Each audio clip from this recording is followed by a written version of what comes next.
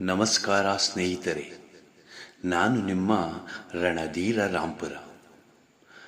ಇಂದು ನಾವು ತಿಳಿದುಕೊಳ್ಳೋದು ದಕ್ಷಿಣ ಭಾರತದ ಪ್ರಾಚೀನ ಮಹತ್ವದ ಸಾಮ್ರಾಜ್ಯವಾದ ಪಶ್ಚಿಮ ಗಂಗರ ಸಾಮ್ರಾಜ್ಯದ ಬಗ್ಗೆ.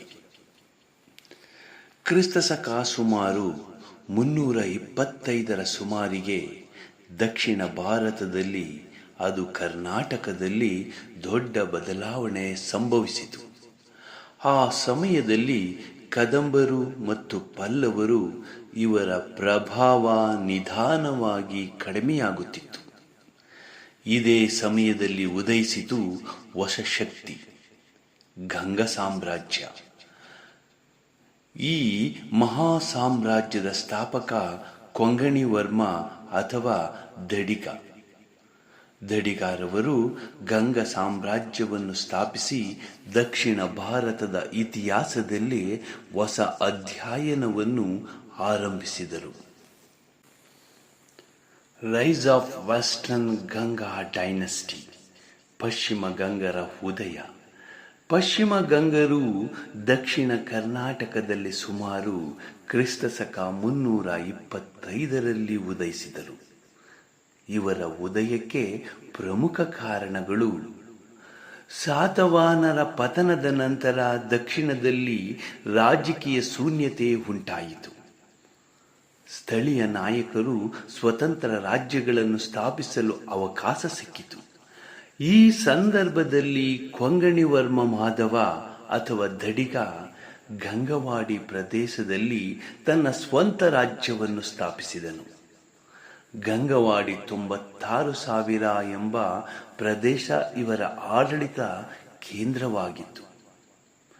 ಗಂಗ ಸಾಮ್ರಾಜ್ಯದ ಮೊದಲ ರಾಜಧಾನಿ ಕೋಲಾರ. ಇದರ ಸ್ಥಾಪಕ ಕೊಂಗಣಿ ವರ್ಮ ಮಾಧವ ಅಥವಾ ದಡಿಗ. ಗಂಗ ಸಾಮ್ರಾಜ್ಯದ ರಾಜಧಾನಿ ಕೋಲಾರ, ನಂತರ ತಲಕಾಡು. ರಾಜ ಲಾಂಛನ ಮದಗಜ. ಗಂಗ ಸಾಮ್ರಾಜ್ಯದ ಧರ್ಮ ಜೈನ, ಶೈವ, ವೈಷ್ಣವ. ಗಂಗ ಸಾಮ್ರಾಜ್ಯದ ಪ್ರಮುಖ ಕೊಡುಗೆ ಗೊಮಟೇಶ್ವರ ಮೂರ್ತಿ. ಗಂಗ ಸಾಮ್ರಾಜ್ಯದ ಪ್ರಮುಖ ರಾಜರು ದುರ್ವಿನೀತ, ಸ್ತ್ರೀಪುರುಷ ಮತ್ತು ಭೂತಗ II. ಕೊಂಗಣಿ ವರ್ಮ ಮಾಧವ ಅಥವಾ ದಡಿಗ ಅವರು ಗಂಗರ ಸಾಮ್ರಾಜ್ಯವನ್ನು ಸ್ಥಾಪಿಸಿ ದಕ್ಷಿಣ ಭಾರತದ ಇತಿಹಾಸದಲ್ಲೇ ಹೊಸ ಅಧ್ಯಾಯವನ್ನು ಆರಂಭಿಸಿದರು. ಗಂಗರ ಮೊದಲ ರಾಜಧಾನಿ ಕೋಲಾರ ಅಥವಾ ಕುವಲಾಳ. ಇದು ಆ ಕಾಲದಲ್ಲಿ ಪ್ರಮುಖ ಆಡಳಿತ ಮತ್ತು ಸಾಂಸ್ಕೃತಿಕ ಕೇಂದ್ರವಾಗಿತ್ತು. ಗಂಗರು ತಮ್ಮ ಸ್ವಂತ ಶಕ್ತಿಯಿಂದ ದೊಡ್ಡ ಪ್ರದೇಶಗಳನ್ನು ಆಳಿದರು. ಆಡಳಿತದ ವ್ಯವಸ್ಥೆ ನಿರ್ಮಿಸಿದರು. ವೀರಗಲ್ಲುಗಳು, ಶಾಸನಗಳು ನಿರ್ಮಿಸಿದರು. ಇವುಗಳ ಮೂಲಕ ಅವರ ಇತಿಹಾಸ ಇಂದಿಗೂ ಜೀವಂತವಾಗಿದೆ. ಇಂದಿಗೂ ನಾವು ಕಾಣುವ ಶಿಲಾಶಾಸನಗಳು, ವೀರಗಲ್ಲುಗಳು ಇವೆಲ್ಲವೂ ಗಂಗರ ಕಾಲದ ಅಮೂಲ್ಯ ದಾಖಲೆಗಳು.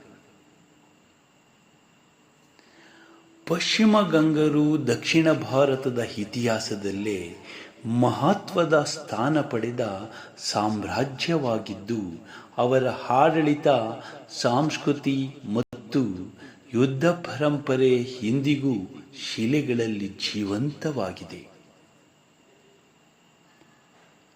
ಈ ವಿಡಿಯೋ ಇಷ್ಟವಾದರೆ ಲೈಕ್ ಮಾಡಿ, ಶೇರ್ ಮಾಡಿ, ಸಬ್ಸ್ಕ್ರೈಬ್ ಮಾಡೋದನ್ನು ಮರೆಯಬೇಡಿ. ನಾನು ನಿಮ್ಮ ರಣಧೀರ ರಾಂಪುರ.